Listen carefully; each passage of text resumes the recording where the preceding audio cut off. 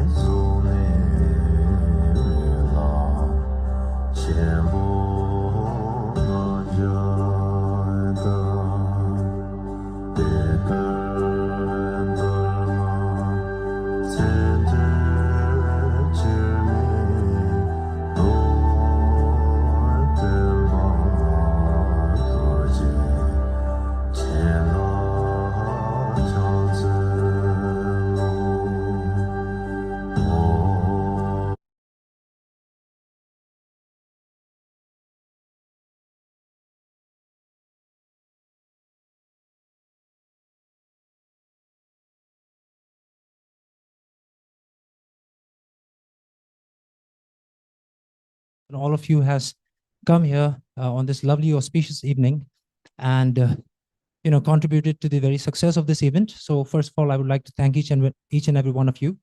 And also at the same time, I would like to welcome our online participants who are joining with us via Zoom online meeting. And at the same time, to all the physical participants who have come here to celebrate this very auspicious day of Mahatma Gandhi's birthday, the Gandhi Jayanti, at the same time, the very 32nd anniversary of His Holiness the 14th Dalai Lama, who has been offering the creation and the installation of the statue of Buddha at Buddha Jayanti Park as a ceremony of remembrance to the Indian government and also to the people of India. Well, thank you very much.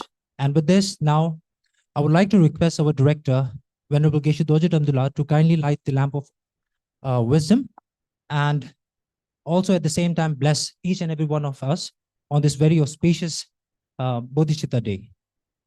Venerable Geshe. I request all of you to kindly offer 3 prostrations along with our director, Venerable Geshe, and then we'll proceed with the light offering.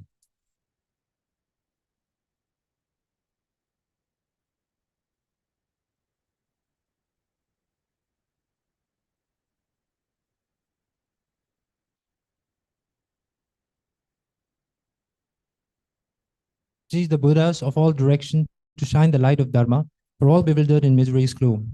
With folded hands, I beseech the Buddhas of all direction to shine the light of Dharma for all bewildered in misery's gloom. With folded hands, I beseech the Buddhas of all direction to shine the light of Dharma for all bewildered in misery's gloom.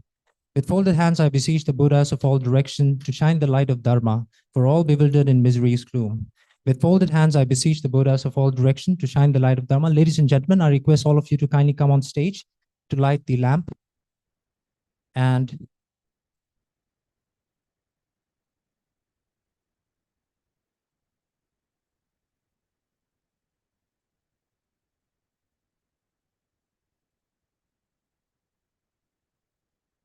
with folded hands, I beseech the Buddhas of all direction to shine the light of Dharma for all bewildered in misery's gloom.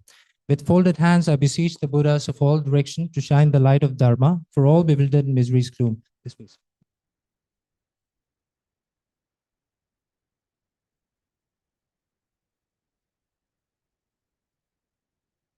Light of Dharma for all bewildered in misery's gloom.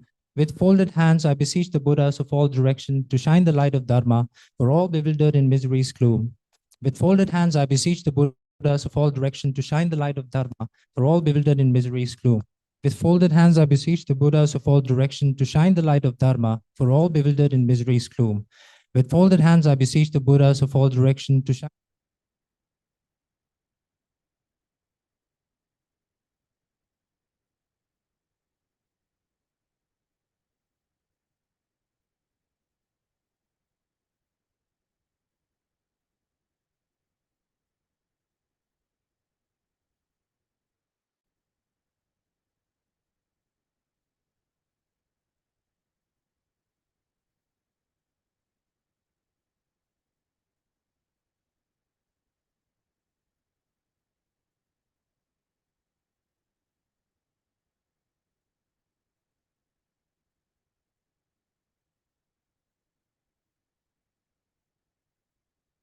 in misery's gloom. With folded hand, I beseech the Buddhas of all direction to shine the light of Dharma for all bewildered in misery's gloom. With folded hands, I beseech the Buddhas of all direction to shine the light of Dharma for all bewildered in misery's gloom. With folded hands, I beseech the Buddhas of all direction to shine the light of Dharma for all bewildered in misery's gloom. With folded hands, I beseech the Buddhas of all direction to shine the light of Dharma for all bewildered in misery's gloom. With folded hands, I beseech the Buddhas of all direction to shine the light of Dharma for all bewildered in misery's gloom. With folded hands, I beseech the Buddhas of all direction to shine the light of Dharma for all bewildered in misery's gloom. With folded hands, I beseech the Buddhas of all direction to shine the light of Dharma for all bewildered in misery's gloom. With folded hands, I beseech the Buddhas of all direction to shine the light of Dharma of all direction to shine the light of Dharma for all bewildered in misery's gloom. With folded hands, I beseech the Buddhas of all direction to shine the light of Dharma for all bewildered in misery's gloom. With folded hands, I beseech the Buddhas of all direction to shine the light of Dharma for all bewildered in misery's gloom. With folded hands, I beseech the Buddhas of all direction to shine the light of Dharma for all bewildered in misery's gloom. With folded hands, I beseech the Buddhas of all direction to shine the light of Dharma for all bewildered in misery's gloom. With folded hands, I beseech the Buddhas of all direction to shine the light of Dharma for all bewildered in misery's gloom. With folded hands, I beseech the Buddhas of all direction to shine the light of Dharma for all bewildered in misery's gloom. With folded hands, I beseech the Buddhas of all direction to shine the light of Dharma for all bewildered in misery's gloom. With folded hands, I beseech the Buddhas of all direction to shine the light of Dharma for all bewildered in misery's gloom. With folded hands, I beseech the Buddhas to shine the light of Dharma for all bewildered in misery's gloom. With folded hands, I beseech the Buddhas of all direction to shine the light of Dharma for all bewildered in misery's gloom. With folded hands, I beseech the Buddhas of all direction to shine the light of Dharma for all bewildered in misery's gloom. With folded hands, I beseech the Buddhas of all direction to shine the light of Dharma for all bewildered in misery's gloom. With folded hands, I beseech the Buddhas of all direction to shine the light of Dharma for all bewildered in misery's gloom. With folded hands, I beseech the Buddhas of all direction to shine the light of Dharma for all bewildered in misery's gloom. With folded hands, I beseech the Buddhas of all direction to shine the light of Dharma for all bewildered in misery's gloom. With folded hands, I beseech the Buddhas of all direction to shine the light of Dharma for all bewildered in misery's gloom. With folded hands, I beseech the Buddhas of all direction to shine the light of Dharma for all bewildered in misery's gloom. With folded hands, I beseech the Buddhas of all direction to shine the light of Dharma for all bewildered in misery's gloom. With folded hands, I beseech the Buddhas of all direction to shine the light of Dharma for all bewildered in misery's gloom. With folded hands, I beseech the Buddhas of all direction to shine the light of Dharma for all bewildered in misery's gloom. With folded hands, I beseech the Buddhas of all direction to shine the light of Dharma for all bewildered in misery's gloom. With folded hands, I beseech the Buddhas of all direction to shine the light of Dharma for all bewildered in misery's gloom. Ladies and gentlemen, I request all of you to kindly take your seat. Thank you.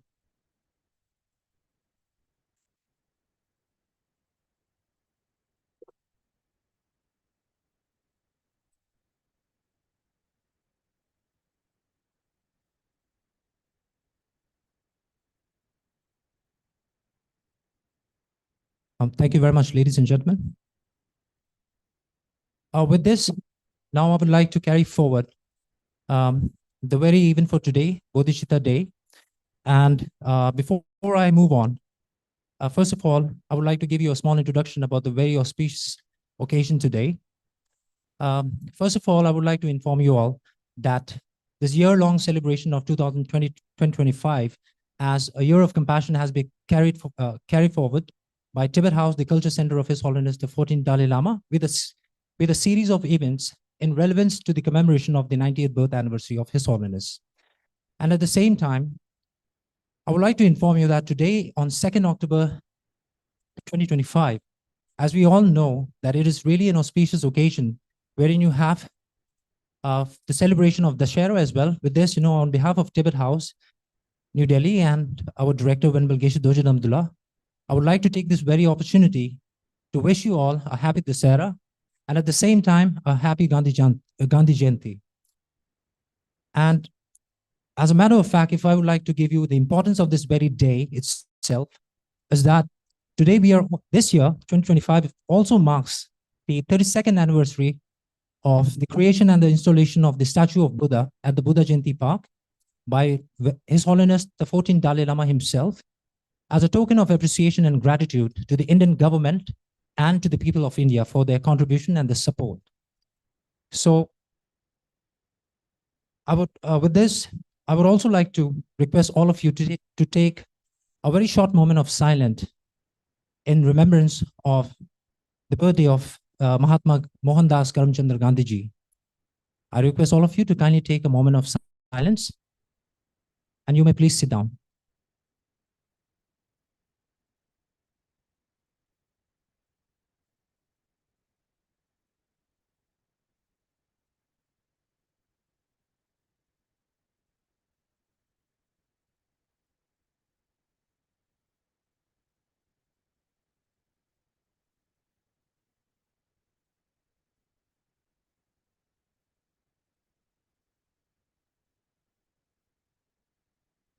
Thank you very much. So with this, I would like to give you a very short introduction about the very contribution and the achievement of Mahatma Gandhi ji. I would like to start with, generations to come, it may well be scarce belief, which was written by Albert Einstein, that such a man as this, one ever in flesh and blood, walked upon this earth. So Mahatma Gandhi ji was born in a small town called Porbandar on the coastline of Kathiawar on October 2nd, 1869. And as we are celebrating the very 156th birth anniversary of Mahatma Gandhi ji, he is also called the father of Indian nation, was one of the great thinkers of the world. His importance is not confined to the modern age, but he shall be remembered as a great philosopher, spokesman, politician, so long as the humanity continues to suffer from social as well as spiritual ills. His thoughts continue to influence the world of today in various ways, and it is not easy to give full assessment of his political and social thoughts. His political and social thoughts are in fact interlinked, and so they have to be viewed in the background of his mission of his life, which is peace and non-violence.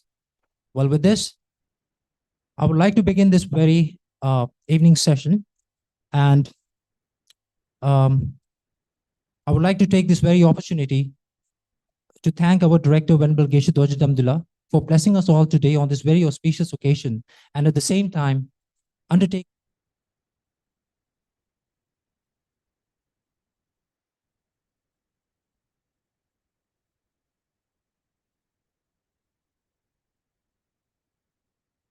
and proceed with the session. Venerable Geshe.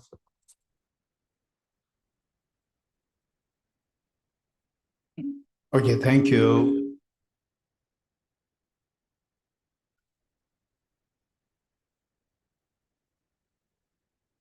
Thank you, Chindela. Thank you so much. And all the staff of Tibet House, Secretary, and all the staff of Tibet House for making this preparing and the planning and the organizing this program.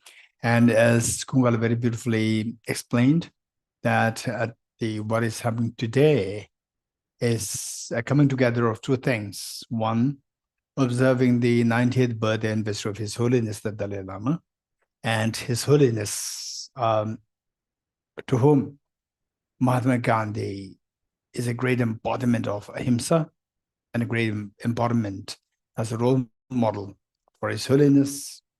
I remember reading His Holiness's books, where His Holiness oftentimes wished that His Holiness had the honor of having met with Mahatma Gandhi, that he could have the opportunity to receive the inspirations and the encouragements and the blessings, particularly with respect to the concept of ahimsa, the practicality how to lead a society. So with this in mind, the best way by which to commemorate such occasion, for example, like celebrating His Holiness's birthday anniversary or celebrating His Holiness's birthday anniversary, but everywhere in the world, people are celebrating His Holiness. Everywhere, almost every country, there's a celebration happening of His Holiness. And then when many rich people celebrate, as you know, that many of them organizes some kind of parties or they say singing birthday songs and then the cutting cakes and so forth. Yes, the fact that anybody who celebrates the birth of such an enlightened master as His Holiness, who embodies compassion. So these people, deep inside, they have admiration for compassion, and these people will never they lead to never end up into conflicts, into wars, or into fights, conflicts, and so forth. These people, for sure, it's not that everybody is perfect, but the moment that you look at like the great Mahatma Gandhi, that His Holiness, as somebody from whom to learn, as the source of inspiration, these people likely for them to engage in violence is going to be much less. This reality. So having said this, that as Kungala very beautifully explained, that it has been, particularly this day, the Mahatma Gandhi's birth anniversary. This is something which His Holiness was a great opportunity to commemorate this day as what is known as the remembrance, the day of remembrance, remembering the Mahatma Gandhi. And on this day, His Holiness offered the huge Buddha statue with a very beautiful placed, seated in a very beautiful canopy in the Bodhicitta Park. There, He's offered this to India and to the people of India for they being number one, since for millennia, India was seen as the land of Aryas. Aryas meaning enlightened masters, because that this is the land where this great teacher, Buddha Shakyaman, was born. This is the land where the masters like Arya Nagarjuna, Bodhisattva Deva, and Acharya Chandrakirti, and all these, and the psychologists, and the Abhidharma experts, practitioners like Acharya Dignag, the Arya Sangha, Acharya Vasubandhu, Acharya Dignag, Acharya Dharmakirti, and then Bodhisattva Chandi, the Shantideva, and then Bodhisattva Chandrakshita, who actually was invited by the Tibetan emperor in 8th century AD. We cannot evade the reality of the history. Tibetan emperor invited him, this great Indian master, Bodhisattva Chandrakshita, to Tibet. And because of this, today, the great legacies of the Narendra tradition is alive today is all because of this great Indian master who was invited by the Tibetan emperor, King Trisung Desen, in 8th century AD. And because of the use of the temporal power of the king and the brilliance of the Indian master Bodhisattva Chandrakshita combined together. Okay, Dr. Dawala, come up. So combined together, and they started this project, huge mega project of the translation of the Buddhist teachings and the teachings of the great Indian masters into Tibetan language, and that was done on the level of the country, on the level of the nation. That is of amazing high quality. Although it happened 1,200 years ago, but if you look at the quality of this is just mind-blowing. It's just unparalleled. So with this in mind, and the best way by which to remember this day, the manner in which His Holiness also calls it as the ceremony of remembrance of this great Indian master, the great Indian, the father of the nation, Indian nation, Mahatma Gandhi, and to thank India and the people, India's people who so kindly provided shelter to the Tibetan people. So while Tibet was going through such a bad shape, the part of the annexation of the foreign country, so India offered this shelter, and His Holiness, an expression of gratitude, has offered this. So now today marks the 32nd year of that expression of the gratitude, and observing this day as the day of remembrance, ceremony of remembrance of this greatly the great light of the world, Mahatma Gandhi, and 90th birthday anniversary of His Holiness, all combined together on a single day. So there are many ways by which to do this, the celebration. And some, of course, would read poetries, read the teachings, messages of Mahatma Gandhi, and all year long, people were celebrating His Holiness' birthday in ways of through different means.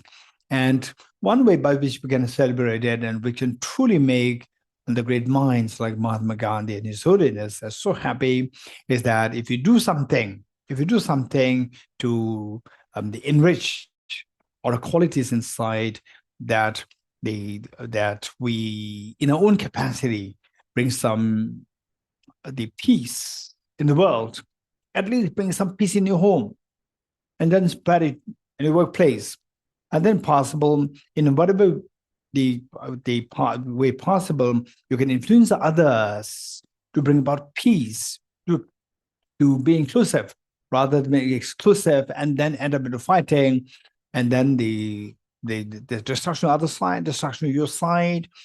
This is extremely immature. This is the era of barbarism. So when the fights are happening, there's nothing but the era of the barbarism. Whereas the inclusivity is there, where everybody can live in harmony. That is what Mahatma Gandhi, the great, the light of the world, and this is what he envisioned. And His Holiness of the element today also envisioned that. So with this in mind, let us see that today we take advantage of this incredibly important day to commemorate these two great enlightened minds, that in our own capacity become some service to the humanity, including starting for yourself, where it says that the charity begins at home. So see what we can do. And then some people, they have a greater potential. Some have an incredibly great influence on others. So in whatever way you can be able to influence others, I would say that today is the day that we take advantage to spread this influence on others, to spread the message of compassion, to spread the message of ahimsa. Mahatma Gandhi revered as the father of the ahimsa, and His Holiness the Dalai Lama revered as the father of compassion. So with this note, let us, as always, so all the participants, I know that most of you are from the Nalanda studies, and you know what this procedure is going to be like. Is all these the piece the Buddha indicated in the sutra, that the Bodhisattvas may not learn so many things, with they practice one thing and all the good things will come in the palm of their hands. And what is that one thing? The Buddha rhetorically asked, and the response given was, it was great compassion. Where the compassion is there, ahimsa happens. Where the compassion is there, compassion happens. Where the ahimsa, there's a compassion there, world peace happens. Peace within your mind happens. Peace within the family happens. Peace in the regions happen. Peace in the world happens. So with this mind, compassion is the key. And this compassion must be directed by the wisdom. So the wisdom and compassion should be seen as the wings of the bird to cross the ocean of the conflicts. So this is this should be our basic agenda today. In taking part in this Aspirational Bodhisattva program, let us see how much we can inculcate, which can nurture, which we can spread this compassion within yourself and share with others as much as possible. So with this in mind, let us begin this program by setting proper motivation. Let us reinforce the visualization of all the Buddhist Bodhisattvas in the space in front of us. For example, like incredible great, the light of the world, such as Mahatma Gandhi, His Holiness the Dalai Lama, and 2,500 years ago, the Buddha Shakyamuni, and all the great enlightened the beings of the different traditions. For example, like Lord Ram, and the Lord Jesus Christ, Bahula, and Barb, and Guru Nanak, and Lord Mahavir, and Prophet Muhammad, and all these, just think of all these enlightened masters who contributed to the inclusivity of the humanity. So whosoever you see as the source of inspiration with respect to universal compassion and the common sense of understanding interdependence of one's and others, Buddhist mind, and also let us visualize your two parents and all of them members, including all of them members, and all the demonstration beings living on the side, everyone with you, those who are pain, the pains being inflicted, the beings to whom the pains are inflicted, the people who inflict the pains, both the perpetrator and the victims. Let us all, because the perpetrators, they're acting all out of ignorance. And the victims, they're suffering so badly in the hands of the perpetrators. And the people who inflict pains on others, they open a new chapter of miseries for themselves to go through unbearable pains in the future. And they inflicted, the victims, they're suffering at the moment. So let us pray that everybody get a common sense, the wisdom to get rid of this ignorance, to dispel the darkness of ignorance, so that they get a sense, common sense, and that only through embracing others that we, the 8 billion human beings, can live in harmony on this small planet, where we can share the air, the land, the water, and everything, whatever we have, the mineral resources we share, and that we don't push each other. Instead, we embrace each other with true love and affection as one family. So with this in mind, on the imagine that you're leading this practice and all beings are joining us. Page 3, screen sharing. Who's doing the screen sharing?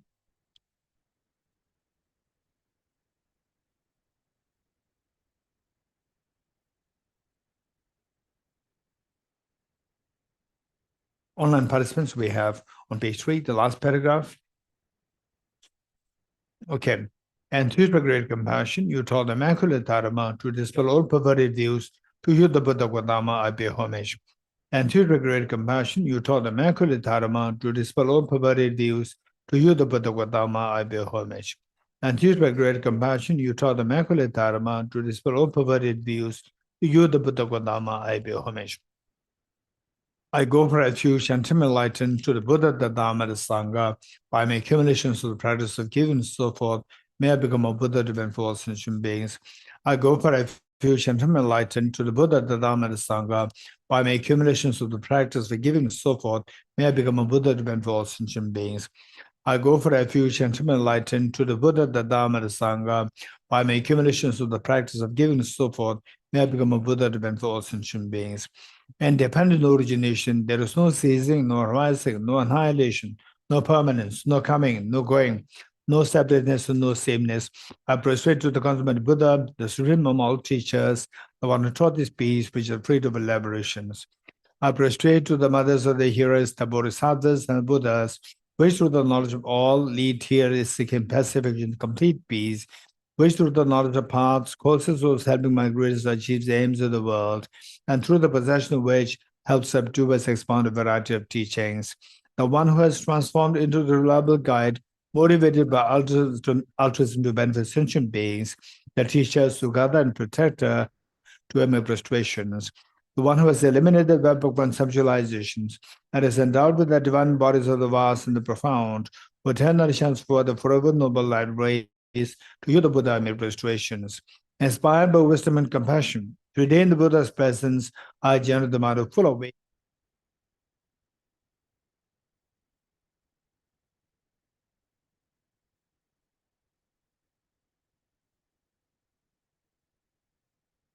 Just listen to us and join us.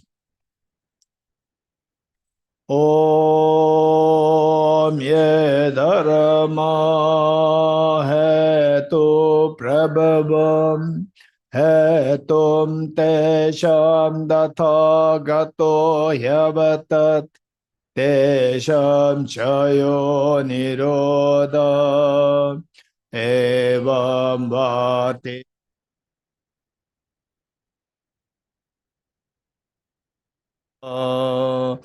Om ye dharma hetu prabhavam hetum tesham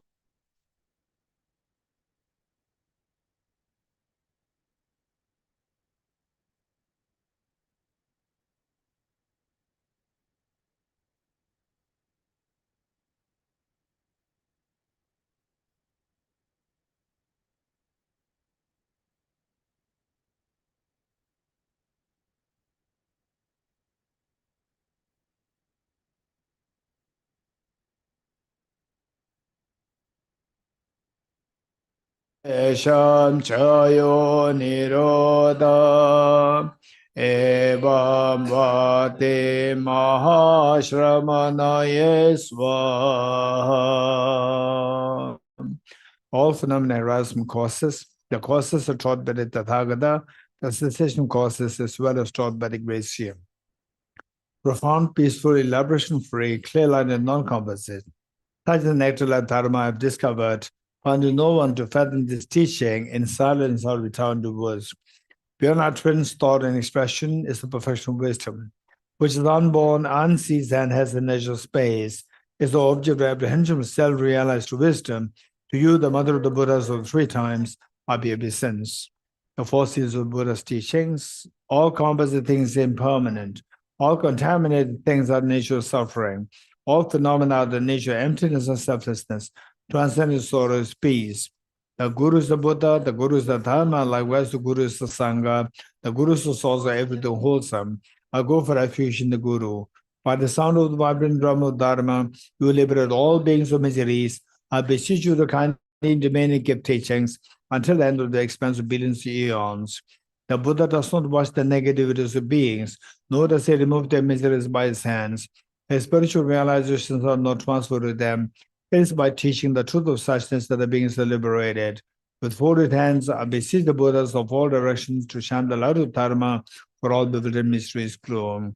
Instructions on parting for the four attachments. If you are attached to this life, you are not a spiritual practitioner. If you are attached to samsara, you have no renunciation. If you are attached to your own self-interest, you have no bodhicitta. If there is grasping, you do not have the view. Page 14.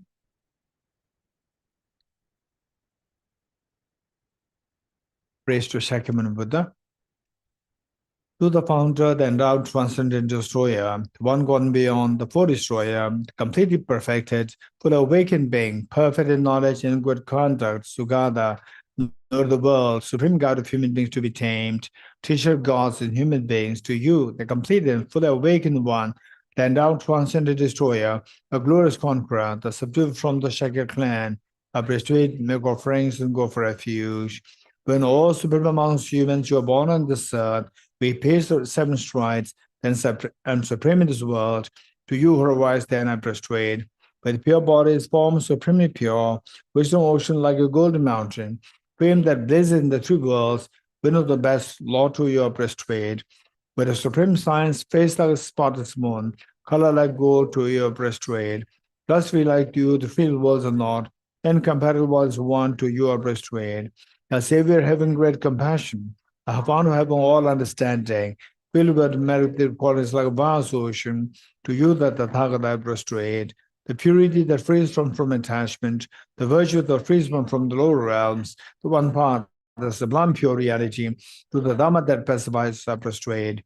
Those who are liberated and also show the path to liberation, wholly feel qualified with realizations, but devoted to moral precepts, To you, the Sangha, I prostrate. Do not commit any non-virtuous actions, perform only perfect virtuous actions. Subdue your mind thoroughly. This is the teaching of the Buddha. A visual aberration, a film lamp in illusion, a drop of dew or a bubble, a dream of flash of lightning, a cloud see conditioned things as thus. Through this marriage may centuries attain the ground of all seeing, subdue the four falls, and be delivered from samsara's ocean, but help the by the waves of aging, sickness, and death.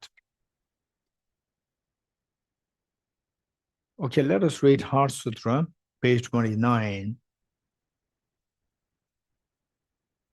I prostrate to the irretrievable gem. Thus did I hear at one time the Buddha was to ride on the Mars of Balchas mountain in Rajgriha, together with a great community of monks and a great community of bodhisattvas. At that time, the Buddha was absorbed in the concentration on the categories of phenomena called profound illumination. Also, at that time, the Bodhisattva, Mahasattva, Aravadukateshvara looked upon the very practice of the profound illumination of wisdom and beheld those five aggregates also as empty of inherent nature.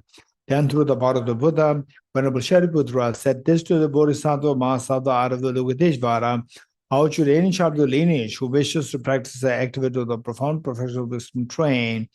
He said that when a Bodhisattva, Mahasattva, Aravadukateshvara said this to the Venerable Shariputra: Shariputra, any son of the lineage or daughter of the lineage who wishes to practice the activity of the profound professional wisdom should look upon like this: correctly and repeatedly holding those five aggregates also as empty of inherent nature.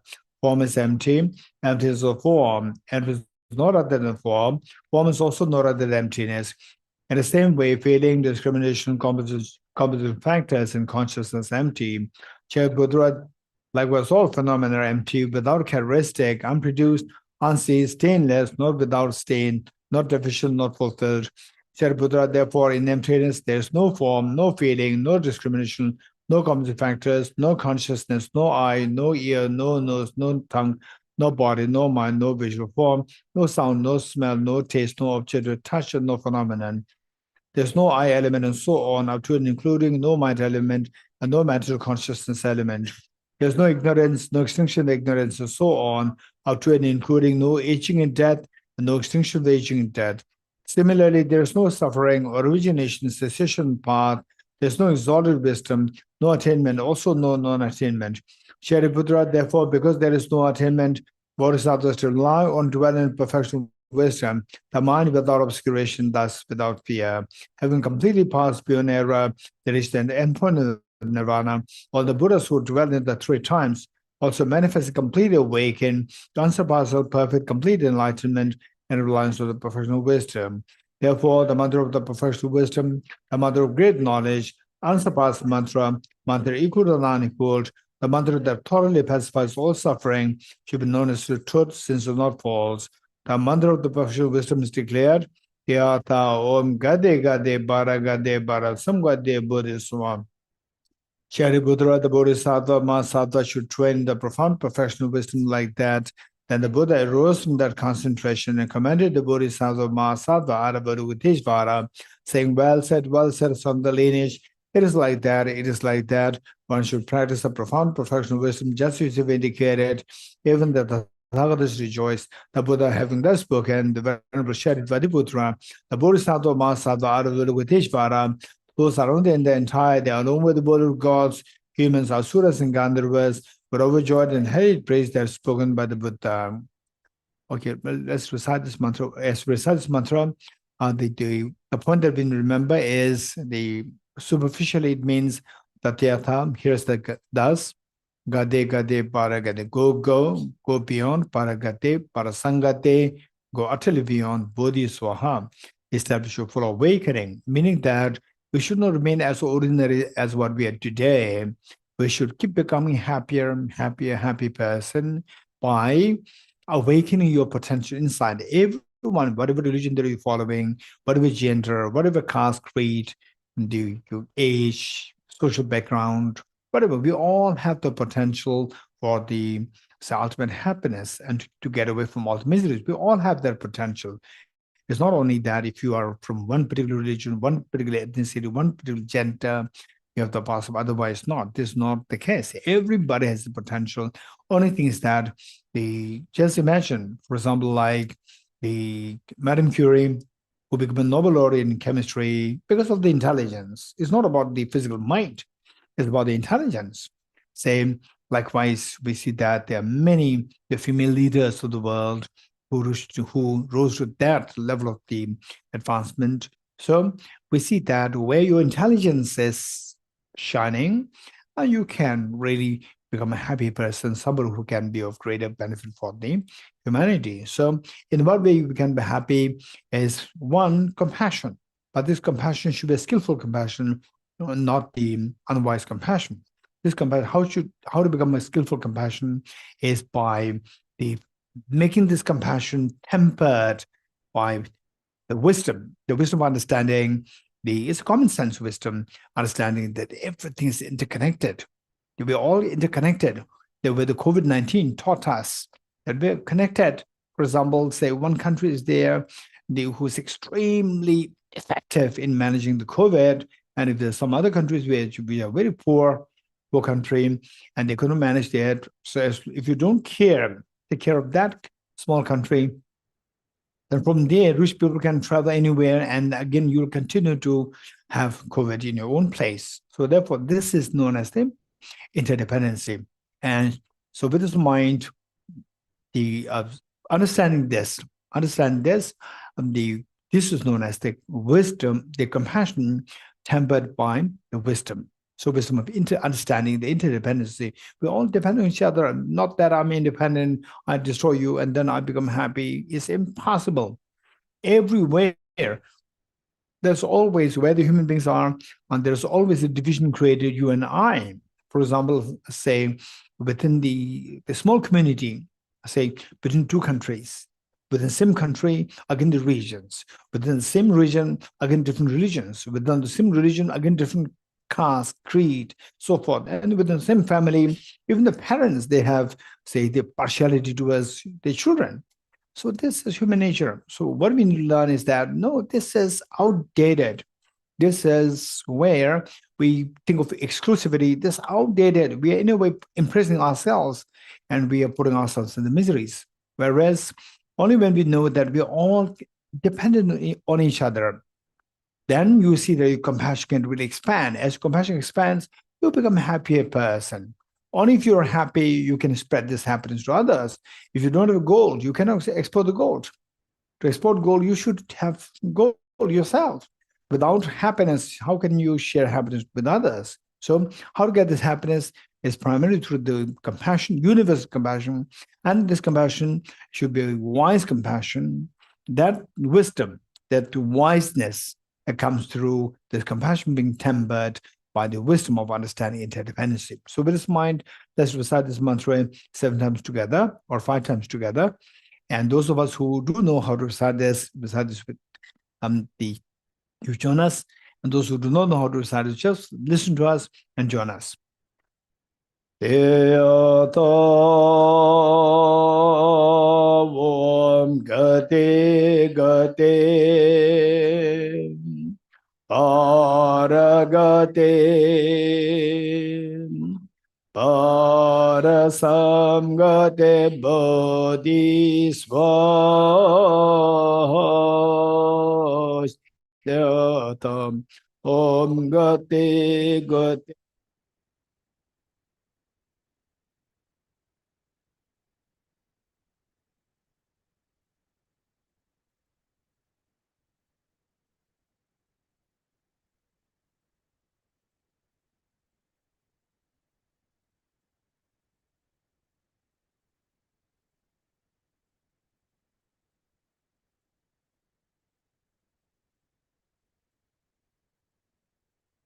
Bodhisvatam Om Gate Gate Paragate Parasamgate Bodhisvatam Om Gate Gate Paragate Parasamgate Bodhisvaha. By the teaching of three supreme jewels, possessing the power of truth, may inner and outer hindrance be transformed, may they be dispelled, may they be non-existent, may they be pacified, may all negative forces opposed to the Dhamma be completely pacified, may the host of 80,000 obstacles be pacified, may we be separated from problems and conditions harmful to the Dhamma, may all enjoyments be in accord with the Dhamma, may auspicious and perfect happiness pervade this place now.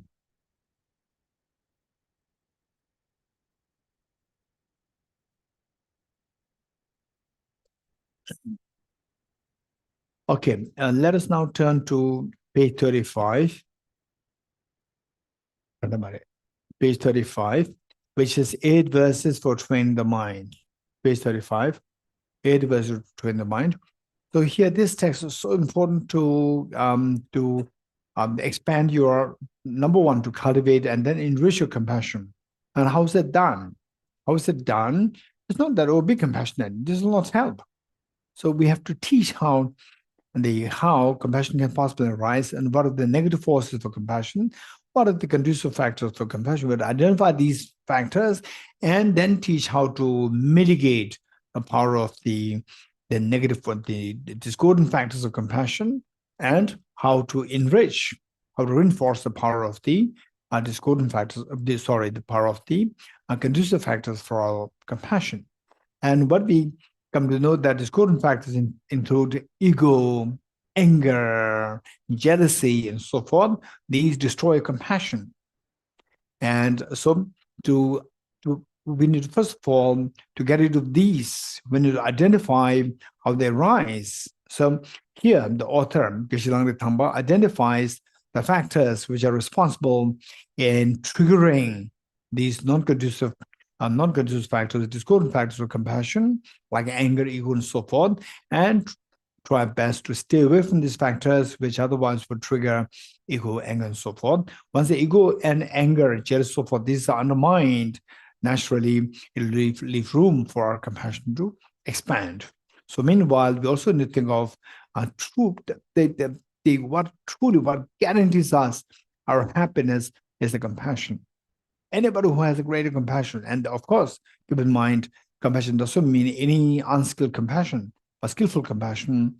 Anybody who's endowed with this skillful compassion, the person there's no comparison with respect to the joys and the ease of the compassion. So each one of us have that capacity. So by reading these verses, just see what are the points this great enlightened master, Geshe Thamba, identified as a discordant factor for compassion, and try best to mitigate the power of these, and what are the factors that he identified as conducive factors, and see how to cultivate them and to reinforce them in our being. So thereby we become happier and happier person. Okay, so with this mind, let's recite the following verses together.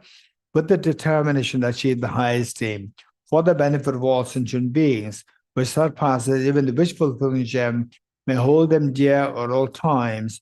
Whenever I interact with someone, I view myself as lowest amongst all, and from the very depths of my heart, respectfully hold others as superior.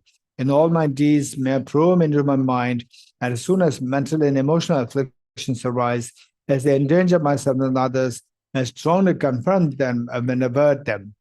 When I see beings of unpleasant character, and those oppressed by the strong negative and suffering, I hold them dear, for they are rare to find, as if I have discovered a jeweled treasure.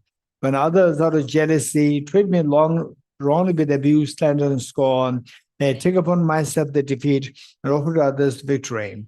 When someone whom I've helped or in whom I've placed great hopes makes me in extremely hurtful ways, may I regard him still as a precious teacher. In brief, may I offer a benefit and joy to all my mothers, both directly and indirectly. May I quietly take upon myself all hurts and pains of my mothers.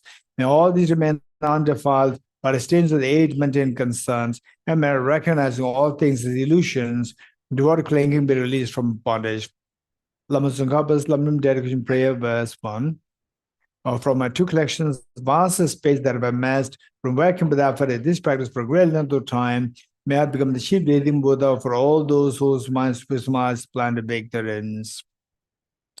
The next seventh practice, page 37. Except from the King of Prayers, the extraordinary aspiration of the practice was Samadhi.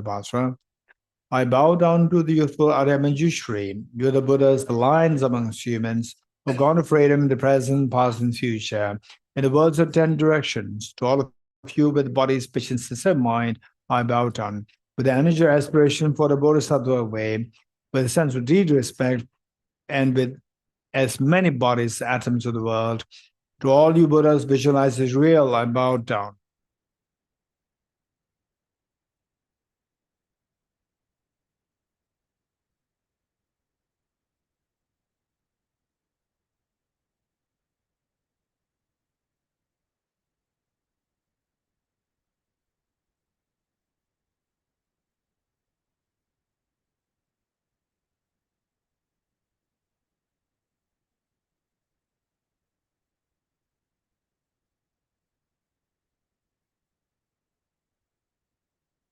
Central powder heaped high as Mount Meru, all wonders of offering in spectacular array offered to victorious ones.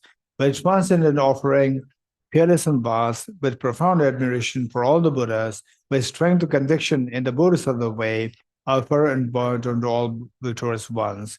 Every harmful action I've done with my body, speech, and mind, overwhelmed by attachment, anger, and ignorance, all these I openly lay bare before you.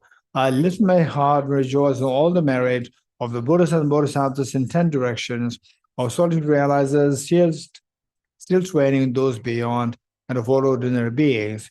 You who are the bright lights of the whole world in 10 directions, who have attained the Buddha's omniscience through the stage of awakening, all you are my guides. Please turn the supreme will of Dharma. With palms together, I earnestly request who you may actualize parinirvana.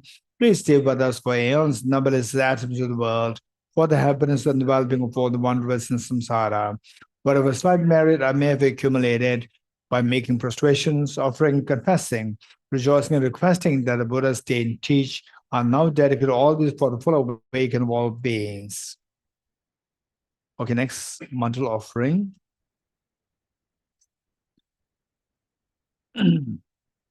This ground, adorned with perfume, strewn with flowers, adorned with Mount Meru, the four continents, the sun, and the moon. I imagine this is a Buddha filled and offer it. May all sentient beings enjoy this pure land. O Sajib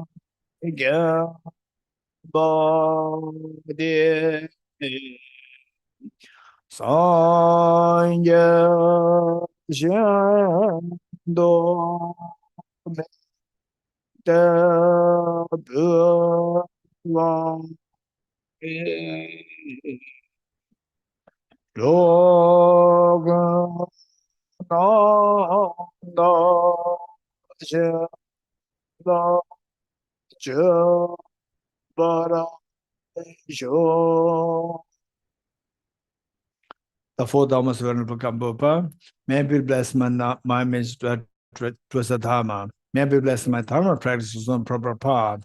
May be blessed the path is free of flaws. May be blessed the flaws are seen in the light of the exalted wisdom. The four Dhammas Venerable Bhikshu Mahasattva, becoming utterly frustrated with the ignorance and grasp of true existence. Please bless the genuine renunciation, seeing all aspects of samsara as viciously repulsive. Please bless me that my mind stream overflows with the precious bodhicitta that cherishes others more than myself. Please bless me to have an immaculate experience of the wisdom of emptiness that doesn't see even an atom of intrinsic reality on the basis of understanding how things come into being by dependent origination through mere conditioning. Please bless me that my mind stream overflows with the precious wisdom of the non-duality bliss and emptiness. Edam Guru Radha Mende Lagam Nirateyami. The next, the foundation of all good qualities. This is the roadmap, page 42. Page 42, this roadmap to awakening your hidden treasure by Lama Tsongkhapa. The foundation of all good qualities is a kind and a perfect pure Guru. Correct devotion to him is the right of the path. By clearly seeing this and applying great effort, please best rely upon him with great respect. Understanding that the precious freedom of this rebirth is found only once, is greatly meaningful and is difficult to find again. Please best generate a mind that unceasingly that night takes its essence.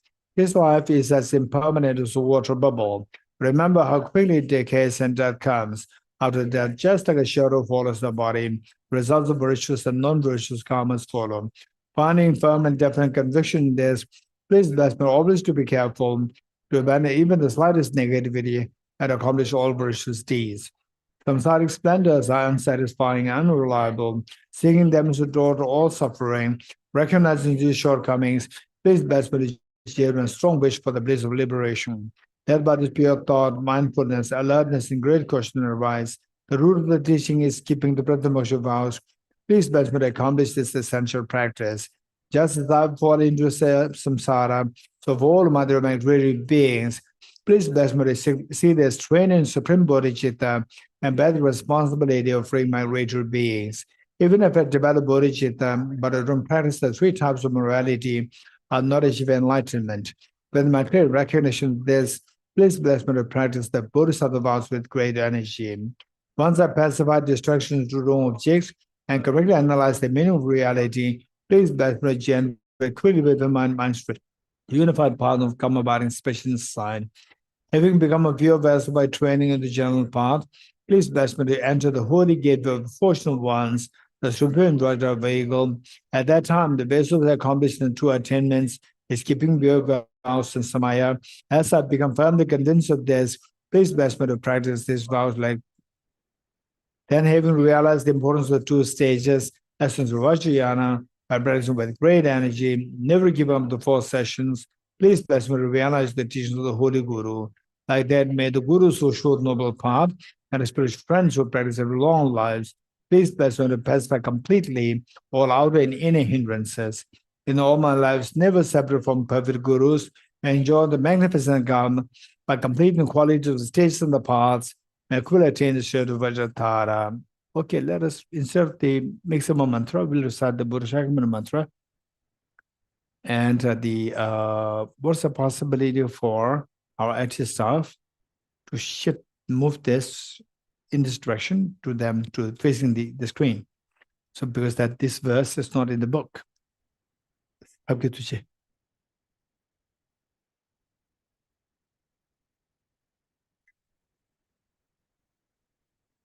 Okay. Those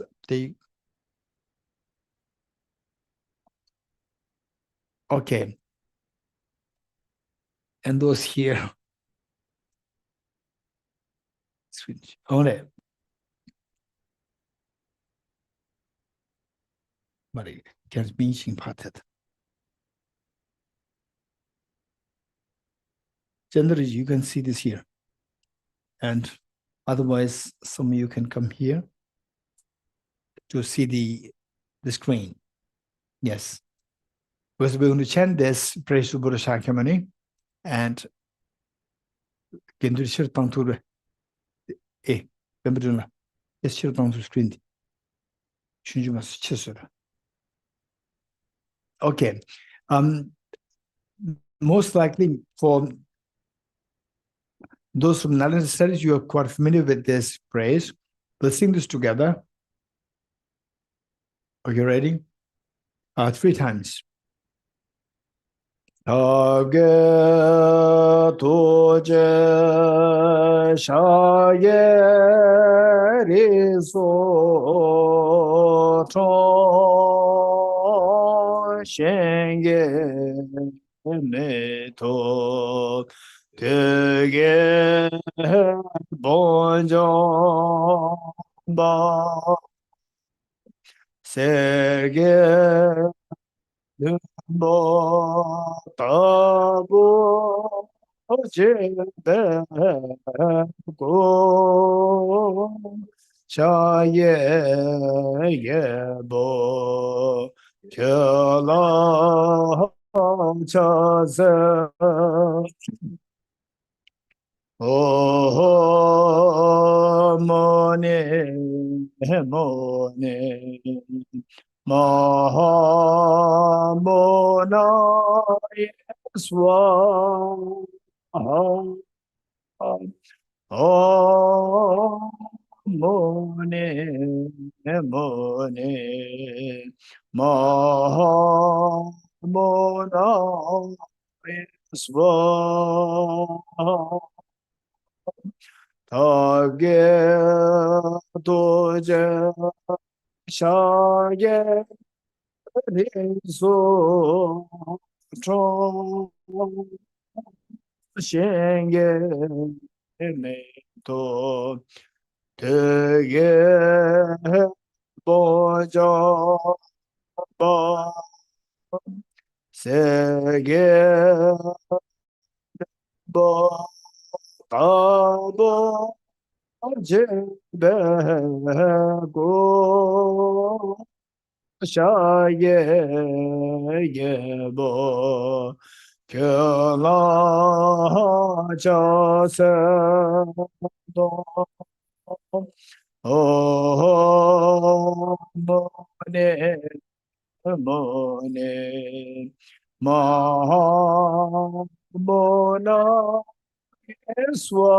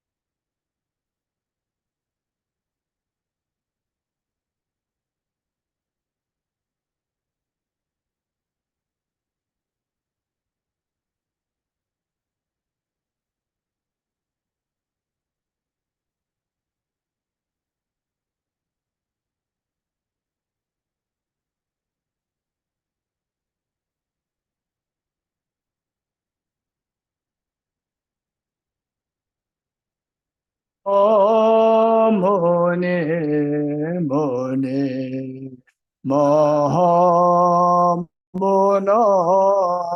Swaha Oh Mone Mone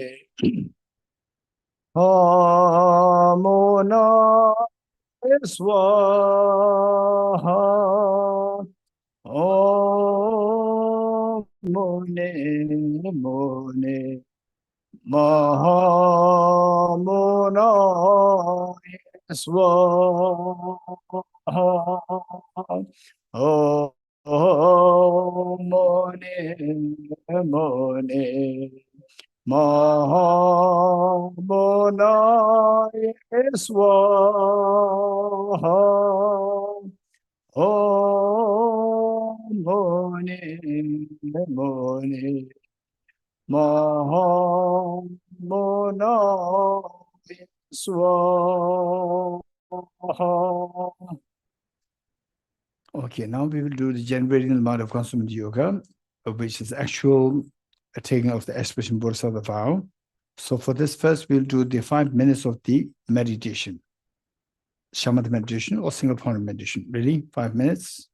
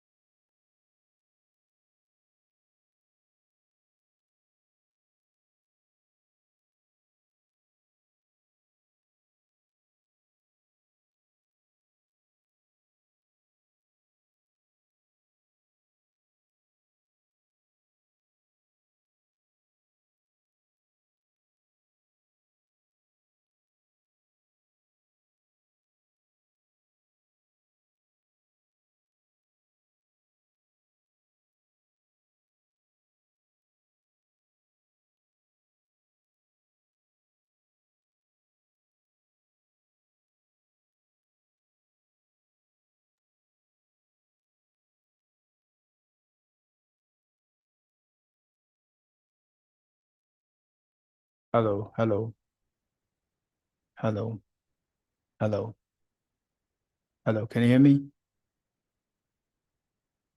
Okay, oh, that is okay. Um, Usually what we do is a single form shamatha meditation, followed by renunciation practice, followed by Buddhism practice, followed by the wisdom emptiness, and then Bodhisattva vow.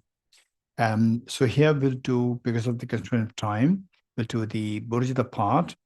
For the Bodhicitta part, usually we do that based on the four immeasurables. So this is going to be guided meditation. So what is expected is that each one of us, we try to let our mind flow according to the instructions given, and then see how much you can invoke the experiences as best as possible. Ready? And the secret of the happiness finally lies in compassion. Where your compassion expands, your heart expands, your mind feels at ease, and your unnecessary stress and all these will dissolve, and your health will be restored because of the immunity being strengthened. Whereas then when that is missing, immunity is destroyed, and no matter how much you go to gym, no matter how much you good food that you eat, organic and so forth, now your health will keep going down. So the peace of mind is so important, and the secret of the peace of mind is compassion. So with this mind, let us engage in the practice of the four immeasurables. Ready? First, immeasurable loving kindness. For this reinforce the visualization of all the Buddhas, Bodhisattvas in the space in front of us, and any enlightened masters who you see as a source of inspiration for you, with respect to universal compassion, generating universal compassion, and the understanding of the interdependence ones from others.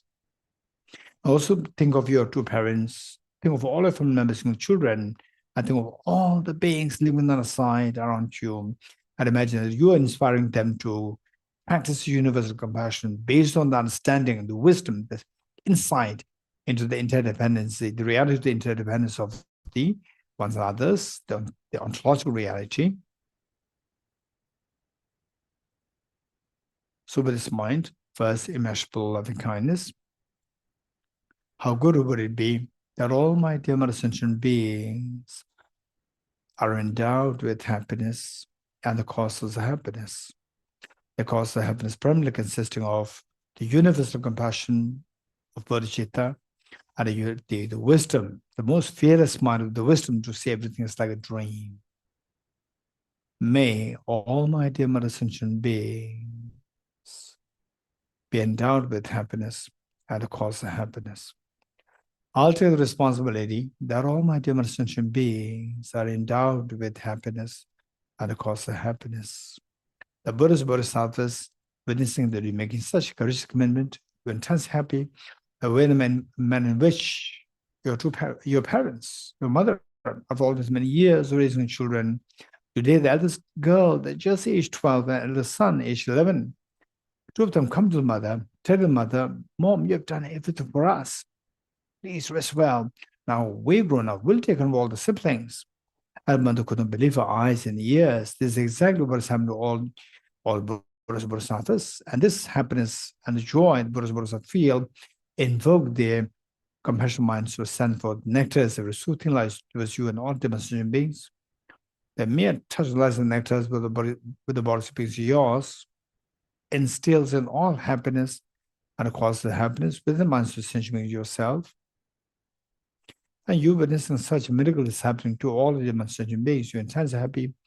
Take 3 deep breaths, sighing with relief.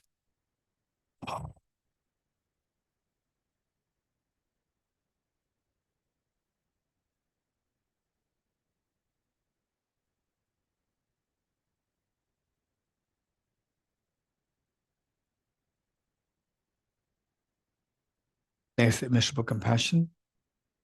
How good would it be that all my sentient beings are freed from suffering and the causes of suffering, causes of suffering primarily consisting of self-grasping ignorance and self-centered attitude.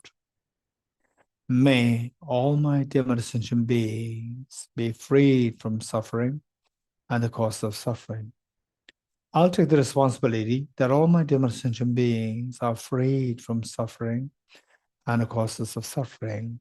The Buddhist Bodhisattvas witnessing that you make such a courageous commitment, when chance happy and proud of you, this pride and happiness invoke their compassionate minds to send forth nectars of soothing lights towards you and all demonstration beings.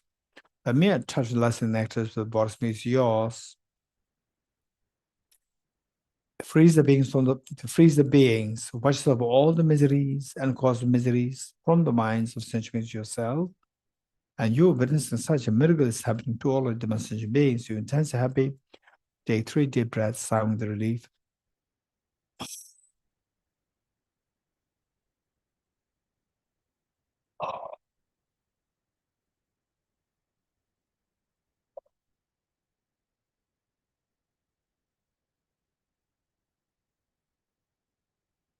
Next, immeasurable joy. How good would it be that all my demonstration beings are never separated from happiness and causes of happiness that they're endowed with. May all my demonstration beings never be separated from happiness and causes of happiness that they're endowed with. I'll take the responsibility that all my demonstration beings are never separated from happiness and causes happiness that they're endowed with. The Buddhas and Bodhisattvas, witnessing that you're making such a courageous commitment, they're intense happy and proud of you. This pride and happiness invoke the compassion minds to send forth nectars of soothing lights towards you and all sentient beings. The mere touch of lights and nectars with the body space yours stabilizes the happiness and causes happiness that the beings are endowed with. And you witnessing such a miracle is happening to all the demonstration beings. You're intensely happy. Take 3 deep breaths, sound the relief.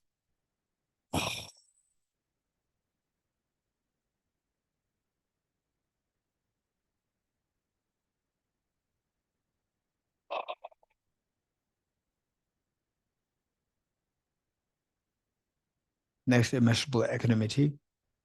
How good would it be that all my demonstration beings are freed from the biased attitude of excessive attachment towards some and aversion towards others, and instead abide in the great state of equanimity, embracing all other demonstration beings equally, leaving none aside. May all my demonstration beings be freed from the biased attitude of excessive attachment to some and aversion towards others. I will take the responsibility that all my demonstration beings are freed from the biased attitude of excessive attachment to some and aversion towards others. The Buddhas and Bodhisattvas witnessing that you making such a courageous commitment, the intense happiness and proud of you. This pride and happiness invoke their compassionate minds to send forth nectars with soothing lights towards you and all demonstration beings. Mere touch of lights and nectars with the body space yours frees the beings from the biased attitude of excessive attachment to some and aversion to others, and instead making them abide in the great state of equanimity, embracing all other demonstration beings equally, leaving none aside. And you witnessing such a miracle is happening to all the demonstration beings. When chance are happy, take 3 deep breaths, sound the relief.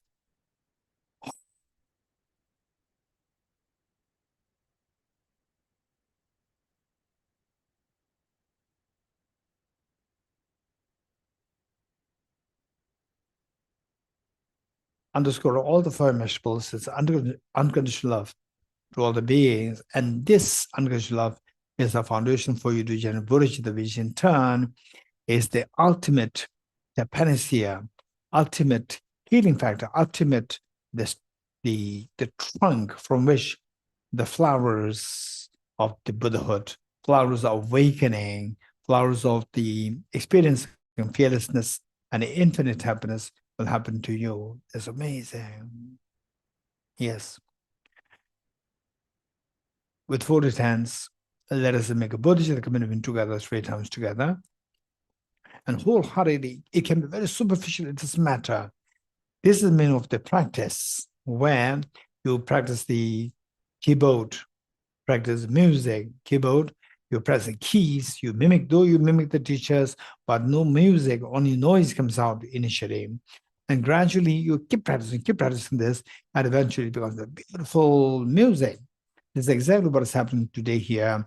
What we are doing seems so superficial, it may not resonate with what you are thinking, how your mind works, but this is the meaning of the practice. So with this mind, let's wholeheartedly try to say this, Bodhicitta commandments three times together.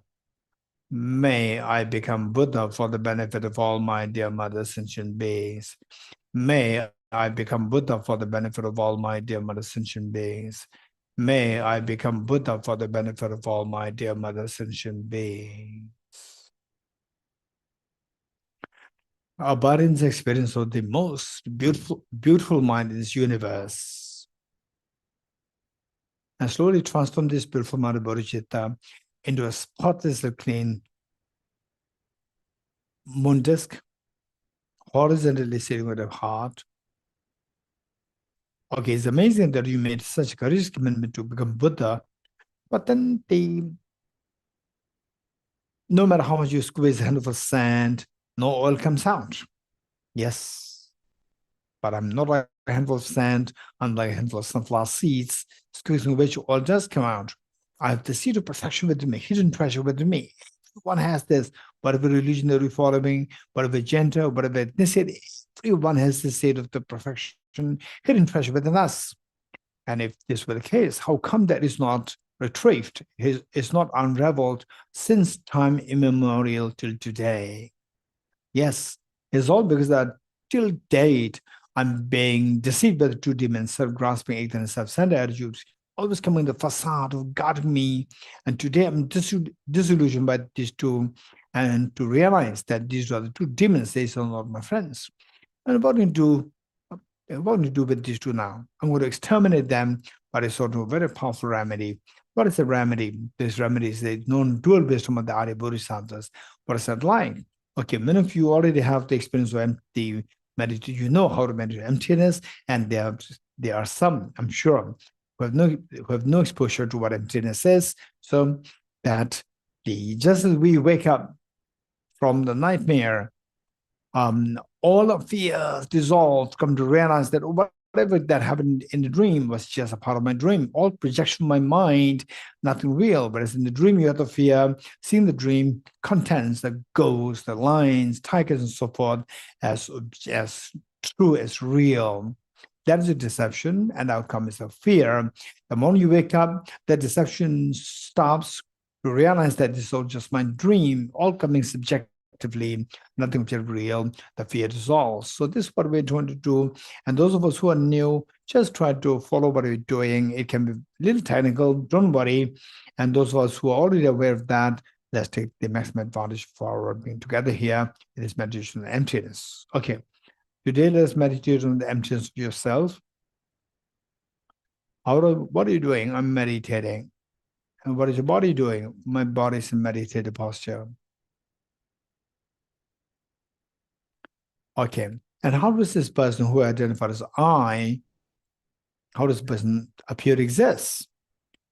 Like a dream that the mind is creating it, or that is totally independent of the dream, is independent of my mind, it is objectively there, so solidified, objectified there, of course, so solid, or you objectified that. This belief in the self and things that exist so independent of the mind, this is known as ignorance, self-grasping ignorance. This is what creates the dream of samsara, and that we continue to suffer sickness, aging, death, tension, depression, anxiety, and so forth, and the loss of your near and dear ones, and so forth. This is so painful.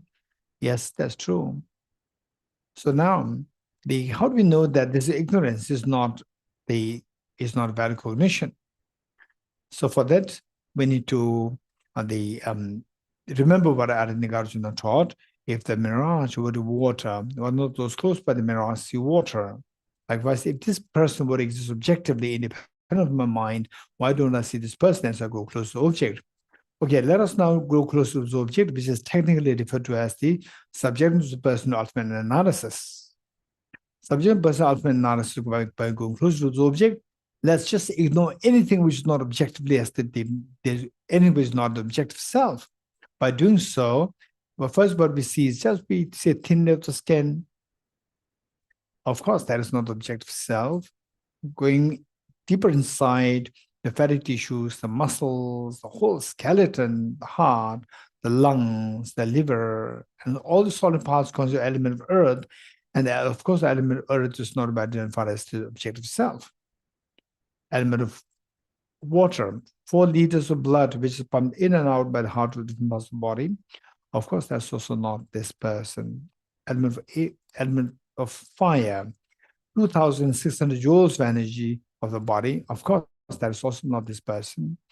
Element of air, 4.6 liters of air that you breathe in and out through your lungs. Of course, that is not the objective self. Element of space, 99.9% of body is vacuum, but I'm a solid person. And this the space vacuum, so that in the space, element space is also not objective person. Now what is left? Only the mind is left. And people can see me, but people cannot see my mind. And also that I'm a male, I'm a female, I'm a non-female, I'm a non-male, but the mind does not have the gender. Gender is posited purely based on the body. So from that point of view, even the mind, from their point of view as well, mind is not this objective self. Now tell me, what is saying? I'm just seeing 6 elements, and which 6 elements should be identified as objective as a self? None. Then see if the self exists intrinsically real, objective real, are different from the 6 elements. Remove the 6 elements, what happened? Nothing is left there. The 6 elements removed, and nothing is identified as to be identifiable as the objective self. Okay. Now tell me, if to come too close to the object, from the object, where's the self? Nothing. Stay in this experiment for a while. For some of us, a tinge of a fear can come. For some of us, a tinge of a extreme bliss can come. For some of us, goosebumps can come, or tickling sensation can come. For some of us, cold waves can flow through your the skin. And from extreme tranquil feeling that come at the core of your being. If any of these things experience comes, you are very fortunate. If not, don't worry. Study more, contemplate more, and then eventually you come to discover it. Incredible great ontological reality that nothing truly exists as objectively, all is subjectively real. Okay, with this in mind, now, it doesn't mean that the self is empty. Self exists. If you just come out of this practice, we see that again the self comes back. So this means the self is like a dream. Objective is empty, but subjectively it exists like a dream.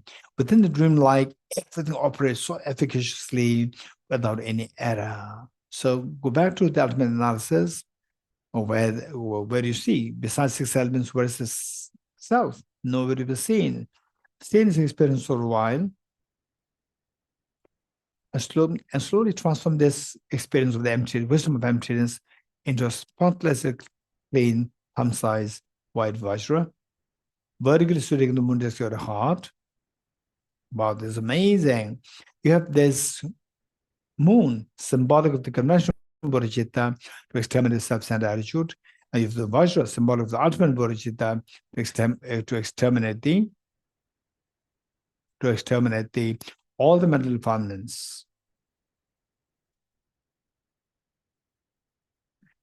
That's amazing. But what about you two parents or all the demonstration beings? Yes, they're suffering terribly with the tears of samsara.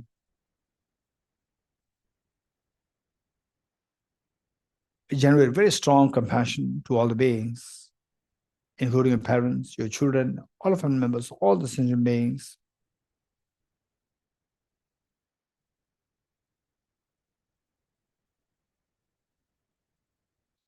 And this compassion invokes the Vajramuni of the heart to multiply infinite number of times.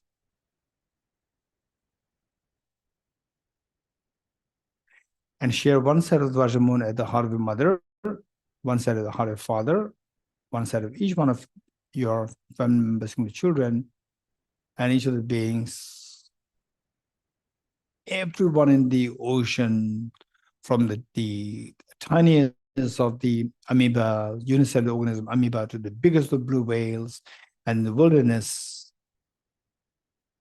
the tiniest of the insects to the biggest of the elephants and so forth. In other world systems like dinosaurs and so forth,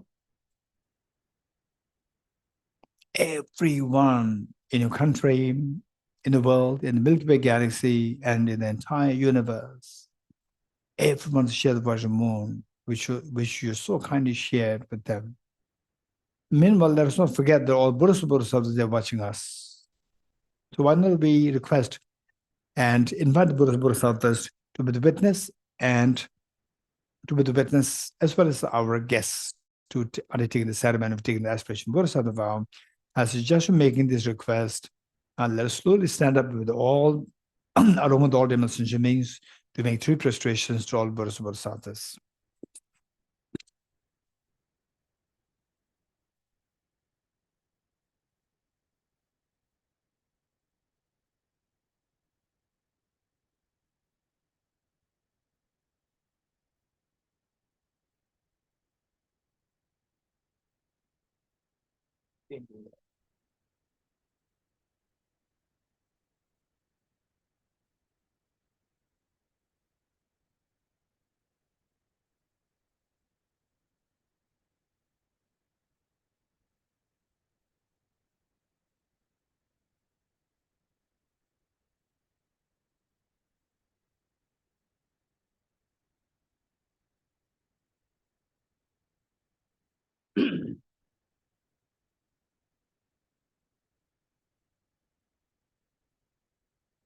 Okay, please take your seats on your right, sit on your right knees.